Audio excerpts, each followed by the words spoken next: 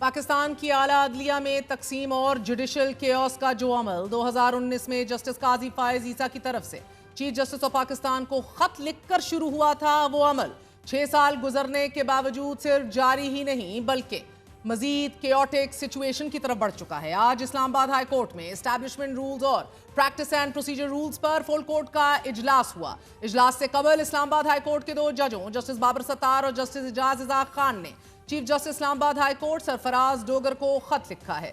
नए अदालती साल का आगाज अदालती कारकर्दगी का जायजा लेने के लिए फुल कोर्ट इजलास की तलबी। फुल कोर्ट के अहम तरीन इजलास से कबल इस्लामाबाद हाई कोर्ट के 2 सीनियर जजेस की अदालत की शफाफियत, चीफ जस्टिस के तर्ज अमल पर संगीन सवालात, 2 जजेस के तहरीरी एतराजात फुल कोर्ट में कुल्ली तौर पर नजरअंदाज। जजेस की जानिब से बैक वक्त लिखे गए 2 खतूत एक बार फिर अदालती सफ़ों में गहरी खलीज की निशानदही कर रहे हैं। अब से कुछ देर कबल chief justice Islamabad high court justice Sarfraz Dogar की सरबराही में फुल कोर्ट इजलास खत्म हुआ है। हैरान कुन तौर पर इजलास का दौरानिया फकत 35 मिनट पर मुश्तमिल था, जिसमें प्रैक्टिस एंड प्रोसीजर और एस्टैब्लिशमेंट रूल्स अक्सरियत राय से मंजूर किए गए, जिसके हवाले से जस्टिस इस्साक ने कहा कि I take strong exception to the PPR being shared with the judges only a day and a half before the full court meeting, as if we were possessed with some magical powers to read, analyze and comment. It is just a formality. जबकि एजेंडे की मंजूरी से कबल नाजरीन बहस नहीं करवाई गई। अब justice Sarfraz Dogar, justice Arbab Mohammad Tahir, justice Khadim Hussain Soomro, justice Azam Khan, justice Mohammad Asif और जस्टिस इनाम अमीन मिन्हास ने हक में वोट दिया, जबकि justice Mohsin Akhtar Kayani, justice Tariq Jahangiri, justice Babar Sattar, justice Sardar Ejaz Ishaq Khan और जस्टिस समन रिफत इम्तियाज ने मंजूरी की मुखालिफत की। फुल कोर्ट में मीटिंग के एजेंडे में 2 जजों का खत में किया गया तरमीम का मुतालबा मुस्तरद कर दिया गया है। दौरान इजलास इख्तलाफ करने वाले जजों ने मुतालबा किया कि रूल्स को पढ़ने का वक्त तो दिया जाए, मगर इजलास का दौरानिया मुख्तसर ही रहा। दौरान इजलास एस्टैब्लिशमेंट सर्विस रूल्स में तरमीम का इब्तदाई ड्राफ्ट मुबैना तौर पर गुम होने का इंकशाफ किया गया। रूल्स में तरमीम से मुतल्लिक इब्तदाई ड्राफ्ट लापता होने का मामला भी इजलास में उठाया गया और एक जज ने इस हवाले से तहरीरी इख्तलाफी नोट भिजवा दिया है। इस इजलास से कबल जस्टिस बाबर सत्तार और जस्टिस एजाज इसाक खान ने इस्लामाबाद हाई कोर्ट की चीफ जस्टिस सरदार सरफराज डोगर को अलग अलग खत लिखे हैं। इन खतूत की कॉपी दीगर जजों को भी भेज दी गई है। दोनों जजेस ने chief justice Islamabad high court पर जोर दिया है कि वो फुल कोर्ट इजलास में इन नुकात को शामिल करें कि जो खतूत में उजागर किए गए हैं। इस्लामाबाद हाई कोर्ट के जस्टिस बाबर सत्तार ने अपने खत का आगाज ये कहते हुए किया है that these illegalities that have seeped into the administration, a process that in all fairness kicked off during the term of your immediate predecessor and continued with your appointment to the position of acting chief justice after your transfer from the Lahore High Court, यानी कि elevate होने वाले chief justice Islamabad high court से ये इलीगैलिटीज़ गैर कानूनी इकदामात शुरू हुए और अब आपकी इंडक्शन के बाद भी ये ताहाल जारी हैं। अपने खत में चीफ जस्टिस मोहम्मद सरफराज डोगर के खिलाफ एक चार्जशीट पेश की गई है कि जिसमें हाई कोर्ट को लाहक अदालती बीमारियों को उजागर किया गया है। ये खत नया अदालती साल शुरू होने पर फुल कोर्ट मीटिंग से कबल सामने आया। नाज़रीन, जस्टिस बाबर सत्तार ने अपने खत में केसेस की फिक्सेशन, रोस्टर की तैयारी में शफाफियत पर सवालात उठा दिए हैं कि मोतबर इदारा जाती असूलों के बरक्स चीफ जस्टिस ने ऐसे रोस्टर बनाए हैं कि जिसमें सीनियर जजों के जिनमें जज मोहसिन अख्तर कियानी को भी डिविजनल बेंचों की सरबराही से खारिज कर दिया गया है। क्या केसेस की फिक्सेशन चीफ जस्टिस की ख्वाहिशात पर मबनी होनी चाहिए या इसमें शफाफियत होनी चाहिए? हम अपने फैसलों में हर रोज लिखते हैं कि सरकारी एहलकार बादशाह नहीं है और उनके इंतजामी इख्तियारात ना तो बेलगाम है, ना ही उनका इस्तेमाल पुरफरेब अंदाज में किया जाना चाहिए।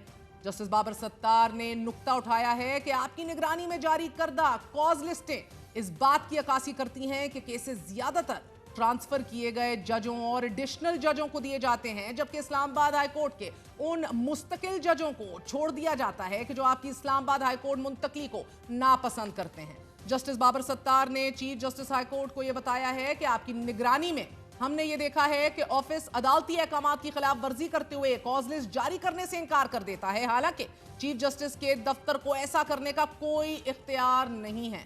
ये कुछ जजों को गैर मुतलका बनाने में एक कामयाब चैलेंज, जिसको सक्सेसफुल मैनूवरिंग का लफ्ज इस्तेमाल किया है बाबर सत्तार साहब ने। ये कामयाब चालें तो हो सकती हैं, हमारी अदालती तारीख ऐसी ही बदनीयती पर मबनी कार्रवाइयों से भरी पड़ी है कि जो आमराना अंदाज में और आमिराना दौर में फैली थी, लेकिन کیا عدالتی آزادی کو ایسے سیبوٹیج کیا جا سکتا ہے؟ کیا یہ جائز ہے؟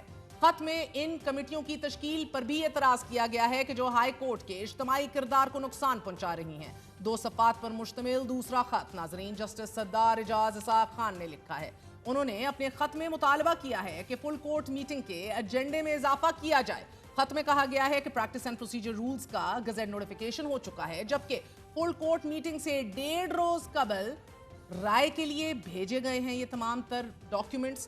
وہ آگے جا کر لکھتے ہیں کہ کیا ہمارے پاس کوئی جادوگری ہے یا کوئی میجیکل پاورز ہیں کہ ہم فٹ سے ان کو پڑھ بھی لیں گے، اینالائز بھی کر لیں گے، کامنٹ بھی کر لیں گے۔ اسی لیے میں اس فیصلے پر پہنچا ہوں، یہ فل کورٹ میٹنگ ایک فارمیلٹی ہوگی، اس سے زیادہ کچھ نہیں۔ جسٹس اعجاز اسحاق کے مطابق ہائی کورٹ رولز اپڈیٹ کرنے کے حوالے سے ججز کو پریزنٹیشن ہی نہیں دی گئی جو کہ دی جانی چاہیے تھی، لیکن اب ایسا لگتا ہے کہ فل کورٹ میٹنگ فقط رسمی کارروائی کے طور پر بلائی گئی ہے۔ اس صورتحال میں جج صاحب لکھتے ہیں کہ وہ پریکٹس اینڈ پروسیجر رولز پر کوئی معنی خیز میننگ فل رائے نہیں دے سکیں گے۔ جسٹس اعجاز اسحاق نے سوال اٹھایا ہے کہ فل کورٹ کی منظوری کے بغیر پریکٹس اینڈ پروسیجر رولز کا گزٹ نوٹیفیکیشن کیسے جاری ہوا؟ خط میں کہا گیا ہے کہ اگر یہ اقدامات بغیر فل کورٹ منظوری کے کیے گئے تو غیر قانونی تصور ہوں گے۔ کسی بھی قانون کے تحت چیف جسٹس کو یہ اختیار نہیں کہ وہ ججز کو بیرون ملک جانے سے روکیں یا ان پر پابندی عائد کریں، اور اس حوالے سے وہ اپنے خط میں لکھتے ہیں This is tantamount to a de facto placement of a judge on an exit control list. It is a mighty blow to the independence of the judiciary. Justice Ejaz Ishaq نے خط میں مطالبہ کیا ہے کہ ماسٹر اور روسٹر کی بنیاد پر کیسز کو دوسرے بینچز میں منتقل کرنے کا معاملہ اور بینچز کی تشکیل سے متعلق مختلف عدالتی احکامات اور انتظامی کمیٹیز میں سینئر ترین ججز کو شامل نہ کرنے اور ججز کے بیرون ملک جانے سے قبل NOC لازمی قرار دینے کے عمل کو ایجنڈے کا حصہ بنایا جائے، لیکن ایسا نہیں ہوا۔ اسلام آباد ہائی کورٹ کے ججز جسٹس بابر ستار اور جسٹس سردار اسحاق ان 6 ججز میں شامل ہیں ناظرین، جنہوں نے اس سے پہلے عدالتی امور میں مبینہ مداخلت سے متعلق 25 مارچ کو سپریم جوڈیشل کاؤنسل کو خط لکھا۔ جسٹس بابر ستار نے عدالتی مداخلت سے متعلق ایک اور خط چیف جسٹس عامر فاروق کے نام بھی لکھا تھا۔ نہ ہی تب کے چیف جسٹس عامر فاروق صاحب نے توجہ دی، نہ ہی تب کے چیف جسٹس پاکستان قاضی فائز عیسیٰ نے ان خطوط اور اپنے کولیگز کی شکایتوں پہ توجہ دی۔ ناظرین، 2 جج صاحبان کی جانب سے لکھے گئے خطوط ایک بار پھر عدلیہ میں گہری ہونے والی تقسیم کی عکاسی کر رہے ہیں۔ آج چیف جسٹس سرفراز ڈوگر کی سربراہی میں ایک ایسے فل کورٹ کا اجلاس ہوا ہے جو 2 گروپس میں تقسیم تھا۔ تحریک انصاف کا یہ کہنا ہے کہ جج صاحبان کی جانب سے لکھے گئے خط اس بات کا ثبوت ہیں کہ عدالتی نظام مفلوج ہو چکا ہے۔ کل 2 خطوط آئے ہیں اسلام آباد ہائی کورٹ کے انتہائی جلیل القدر جج صاحبان کے۔ یہ خطوط ایک داستان بیان کرتے ہیں کہ اس وقت ملک میں عدلیہ کی حالت کیا ہے، کس طرح اعلیٰ عدلیہ کو مفلوج کر دیا گیا ہے، کس طرح 26ویں آئینی ترمیم کے بعد جو حملہ ہوا ہے عدلیہ پر، اس نے اس ملک سے عدل کا تصور ختم کر دیا ہے۔ آج اگر کوئی یہ سمجھتا ہے کہ جمہوریت کو دفن کریں گے اور معاشی ترقی حاصل کریں گے تو یہ خام خیالی ہے۔